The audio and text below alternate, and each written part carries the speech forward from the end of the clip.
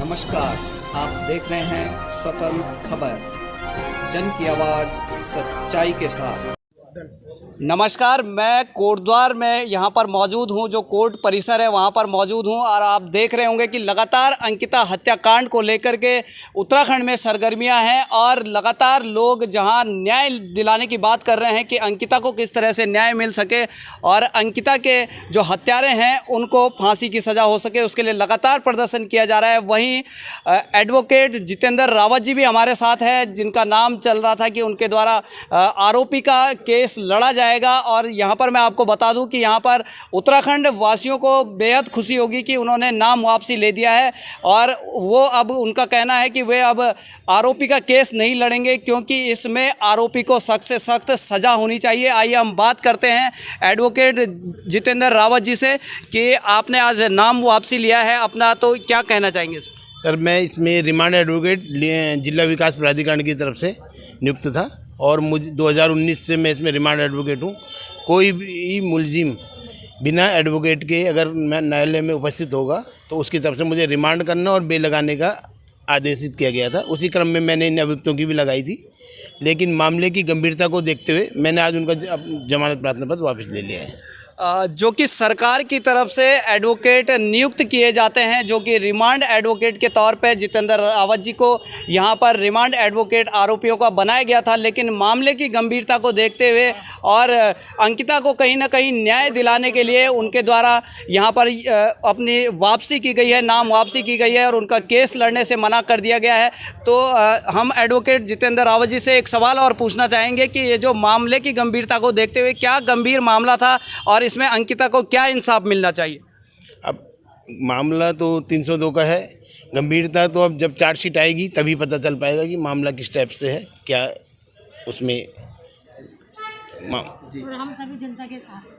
और यहाँ पर बार एसोसिएशंस के कुछ लोग भी यहाँ पर मौजूद हैं, मैं उनके साथ भी बात करूँगा। यहाँ पर महिला भी हमारे साथ हैं और बार एसोसिएशन के उपाध्यक्ष हमारे साथ हैं, जो सुनील दत्त डोबरियाल जी। लगातार इनके द्वारा भी बार एसोसिएशन से आवाज़ उठाई गई और जो कोटद्वार बार एसोसिएशन ने, जैसे कि पहले आप सभी ने देखा कि उनके द्वारा बिल्कुल आरोपियों का किसी भी प्रकार से केस लेने से मना कर दिया गया था। पूरा बार एसोसिएशन अंकिता भंडारी के साथ खड़ा है। तो जो उपाध्यक्ष डोबरियाल जी हैं, हम उनसे जानना चाहेंगे कि क्या है मामला। देखिए, लगभग जो अंकिता जो हत्याकांड है, इसमें जितने भी अधिवक्ता थे, लगभग काफ़ी अधिवक्ताओं ने इसका विरोध किया है कि वो मतलब जो इसमें अभियुक्त उनकी तरफ से कोई पैरवी नहीं करेंगे।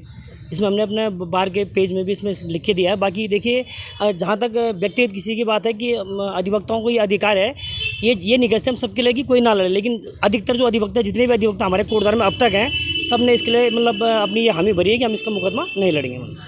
जैसे कि डोबरियाल जी का कहना है कि जो अधिकतर अधिवक्ता है उन्होंने हामी भरी है कि हम आरोपी का केस नहीं लड़ेंगे, क्योंकि यहाँ पर मामले की गंभीरता यह है कि एक बच्ची के साथ ये इस प्रकार की निर्मम हत्या उसकी की जाती है। तो सभी लोग, बार एसोसिएशन हो, प्रत्येक जन सरोकार हो, सब लोग उनके साथ खड़े हैं। हमारे साथ महिला अधिवक्ता भी हैं, हम जान सकते हैं कि महिला की पीड़ा किस तरह, महिला के साथ ये जो एक बच्ची के साथ ये कुकृत्य किया गया है आरोपियों के द्वारा। तो महिला अधिवक्ता हम आपका नाम भी जानेंगे और सुनीता थापा एडवोकेट हमारे साथ है। तो उनसे हम जानना चाहेंगे कि आरोपियों के लिए आप क्या चाहते हैं और बच्ची को किस प्रकार से न्याय मिल सकता है?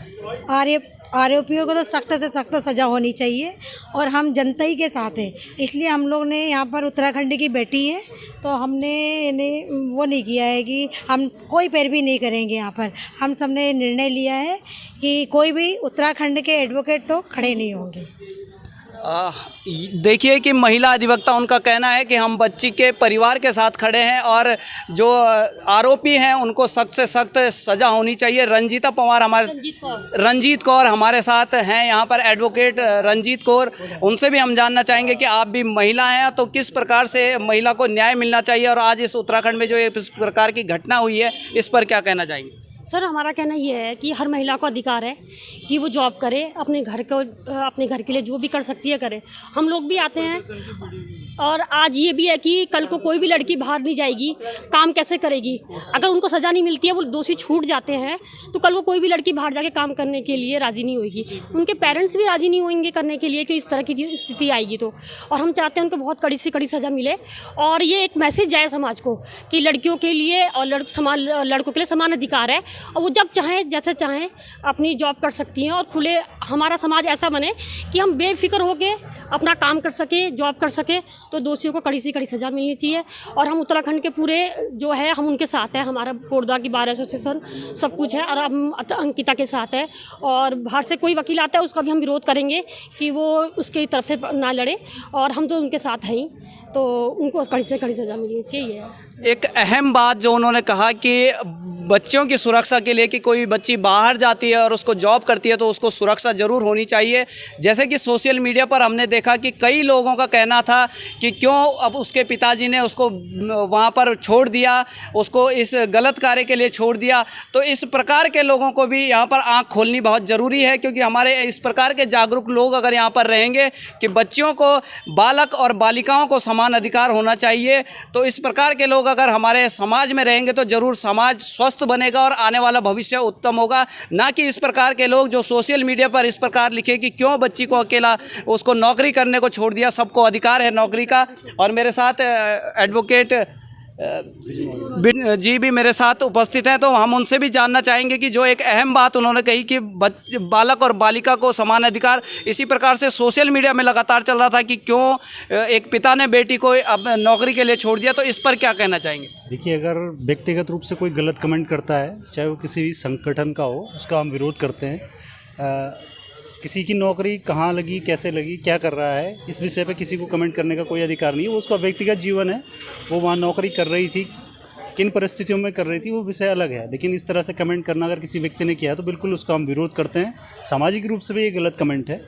और जहाँ तक व्यवसाय की बात है, अधिवक्ता संघ में है, तो बार एसोसिएशन ने पहले ही कहा था कि इसमें कोई भी एडवोकेट हमारा पैरवी नहीं करेगा। लगभग मेरे ख्याल में अभी तक किसी एडवोकेट ने कोई यहाँ के पैरवी की भी नहीं है। जैसे जितेंद्र राव जी ने बताया कि वो सरकार द्वारा नामित रिमांड एडवोकेट है और ये एक व्यवस्था है शासन की और कानून की कि कोई व्यक्ति अगर पहले दिन रिमांड पे आता है और उसके बचाव के लिए अगर कोई अधिवक्ता नहीं है तो शासन उसको एडवोकेट प्रोवाइड कराएगा। उसमें लिस्ट बनी हुई है, लिस्ट में प्रत्येक न्यायालय के लिए प्रत्येक एडवोकेट नियुक्त है। उसी क्रम में रावत जी के द्वारा वो एप्लीकेशन मूव की गई थी और आज उनके द्वारा वापस लिया गया है। तो इस बात को जो इसमें मैं थोड़ा एक मैसेज और भी आपके माध्यम से जनता से कहना चाहूँगा कि सोशल मीडिया पे कोई भी अनर्गल टिप्पणी करने से पहले उसकी बात की गंभीरता को देखें, उस विषय की छानबीन करें, उस विषय में क्या उसका सच्चाई है, क्या पहलू है। आपने मीडिया में देखा होगा कि जितेंद्र राव जी के एप्लीकेशन लगाने के बाद लगभग कई लोगों ने गलत कमेंट किए हैं उसमें। वो गलत कमेंट करने से पहले उन्होंने ना तो उस मामले की छानबीन की, ना उन्होंने उसकी गंभीरता को देखा, ना उन्होंने उस संबंध में कोई जांच की, ना किसी से पूछा।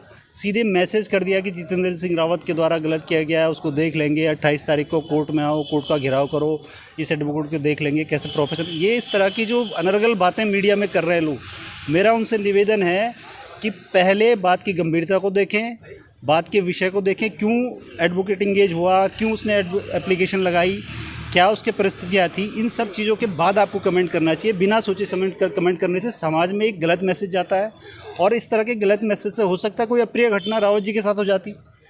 बलवा है, कोई आक्रोशित लोग हैं, उन पर आक्रमण कर दें, उनके घर में चले जाएं, इस तरह की घटनाएँ अगर हो जाती तो उसके लिए कौन जिम्मेवार होगा। तो आपके माध्यम से मेरा निवेदन होगा सारे जनता से कि किसी भी इशू पे पहले गंभीरता से सोचें, उसके बाद कमेंट करें। जैसे कि एडवोकेट बिरजमोहन जी ने कहा कि किसी भी चीज़ पर गंभीरता से सोचने की ज़रूरत है। जैसे कि अभी स्थिति क्लियर हुई, जैसे कि सोशल मीडिया में चल रहा था, उनके द्वारा ज़रूर ये सोशल मीडिया में चल रहा था कि एडवोकेट जितेंद्र रावत जी द्वारा आरोपी का केस लड़ा जा रहा है, उसे हम देख लेंगे। तो आज स्थिति क्लियर हुई।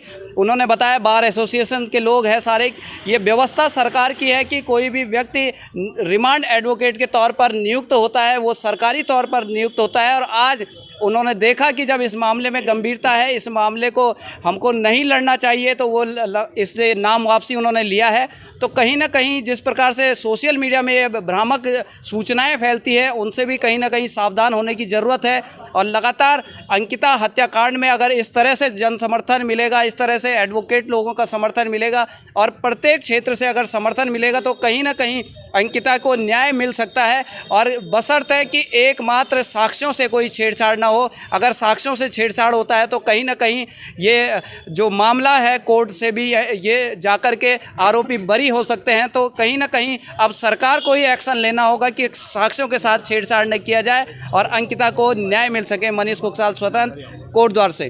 अपने क्षेत्र की खबर के लिए चैनल को सब्सक्राइब करें, बेल आइकन दबाएं। सबसे पहले खबर को पाने के लिए